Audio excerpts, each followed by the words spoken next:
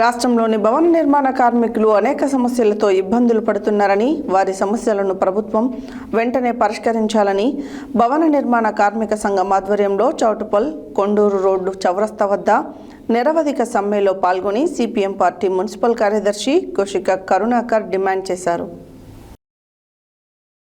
రాష్ట్రంలోని భవన నిర్మాణ కార్మికులు అనేక సమస్యలతో ఇబ్బందులు పడుతున్నారని, వారి సమస్యలను ప్రభుత్వం వెంటనే పరిష్కరించాలని భవన నిర్మాణ కార్మిక సంఘం ఆధ్వర్యంలో చౌటుప్పల్ కొండూరు రోడ్డు చౌరస్తా వద్ద నిరవధిక సమ్మెలో పాల్గొని సిపిఎం పార్టీ మున్సిపల్ కార్యదర్శి కోశిక కరుణాకర్ డిమాండ్ చేశారు.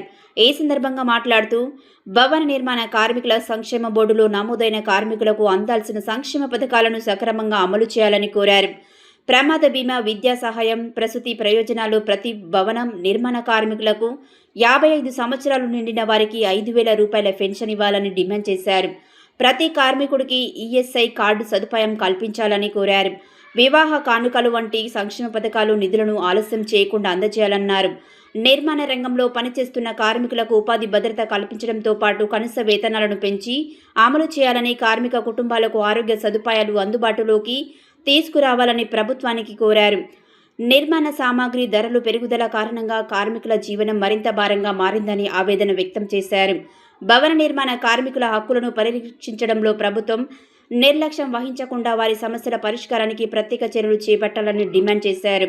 ఈ కార్యక్రమంలో సిఐటియు జిల్లా కోశాధికారి ఎండి పాషా, గుణముని రాములు, కలకుంట్ల శివ, నెల్లికంటి నరసింహ, సీమకండ్ల శ్రీరాములు, మాడారి మార్కు, జాజుల భిక్షపతి, గజ్జల రాజు, ఉబ్బు యాదయ్య, సుక్క యాదయ్య, సువర్ణ, దుర్గం గాలయ్య, ఊదరి రామచంద్రం పాల్గొనడం జరిగింది.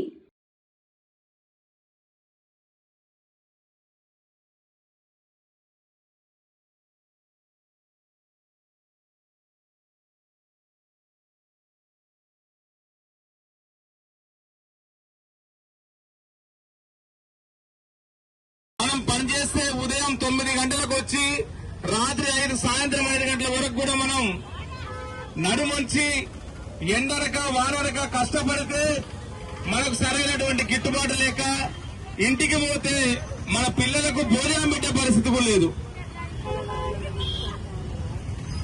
అంటే ఇంచుమించుగా ఉదయం 6 గంటల సంధి, సాయంత్రం 6 అంటే 12 గంటలు.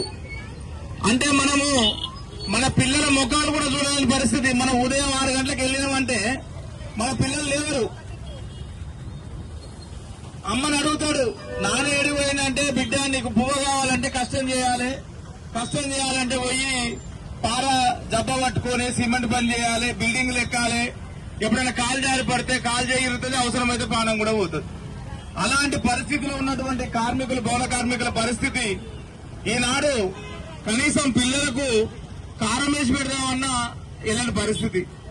దానికి తోడుగా ఈ అధిక ధరలు, ప్రభుత్వం మనపైనటువంటి నిర్లక్ష్యం, ఇవన్నిటికీ వ్యతిరేకంగా ఈ రోజు మనం భవన కార్మిక సంఘం ఆధ్వర్యంలో అన్ని సంఘాలు, అదేవిధంగా అందరూ కార్మికులు, సెంట్రింగ్ కార్మికులు అయితేంది, బిల్డింగ్ కార్మికులు అయితేంది, మేస్త్రీలు అయితేంది, కూలోళ్ళు అయితేంది, అడ్డ మీద మీరు చేసేటటువంటి పరిస్థితి. మన సువర్ణ ఇలా దండేసుకొని కూర్చుంది. నాకు ఎంత సంతోషం అంటే, నేను చిన్న పర్సన్ చూసినాను, అట్లనే పక్కకు ఉంటది భుజాన. మేము అయినప్పుడు కూడా ఒక 10 కిలోల బస్తా కూడా మోయలేము. ఆమె 50 కిలోల బస్తా ఇసుక బస్సు వేసుకుని 4 అంతస్తులు 5 అంతస్తులు ఎక్కేది. నాకు చాలా బాధ అనిపించేది. అసలు ఈ మనిషి కడుపులో పేగులు లేవు. ఒక 50 కిలోల ఇసుక బస్తా వేసుకొని ఆ జీతం ఇచ్చే, ఆ కూలిచ్చినటువంటి ఒక్కసారి ఎత్తాలాడు. ఎత్తితే మాత్రం ఆయనకు అర్థమవుతుంది ఆ కష్టం విలువేందో. ఎందుకంటే మీరు చేసేటటువంటి పని